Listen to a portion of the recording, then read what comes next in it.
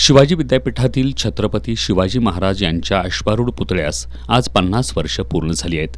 यानिमित्त शिवसेना उद्धव बाळासाहेब ठाकरे पक्षाच्या वतीनं आज मुख्य पुतळ्यावर पुष्पवृष्टी करण्यात आली आणि पुतळ्याच्या लहान प्रतिकृतीस दुग्धाभिषेक घालण्यात आला.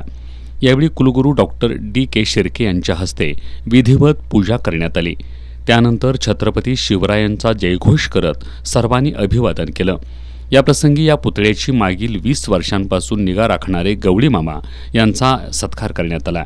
यावेळी शिवसेना ठाकरे गटाचे सहसंपर्क प्रमुख विजय देवणे, शहर प्रमुख रविकिरण इंगवले, सुनील मोदी, युवासेना जिल्हाप्रमुख मंजित माने, राजू जाधव, सागर साळोखे, स्मिता सावंत मांढरे, विशाल देवकुळे, चैतन्य देशपांडे, सूरज देशपांडे, संकेत गुरव, प्रथमेश देशिंगे, शशी बिडकर, शिवाजी विद्यापीठाचे कुलसचिव डॉक्टर FN शिंदे, परीक्षा नियंत्रक डॉक्टर विजयसिंह जाधव, आनंदा खामकर, दिनेश साळोखे यांच्यासह ठाकरे गटाचे पदाधिकारी कार्यकर्ते मोठ्या संख्येनं उपस्थित होते.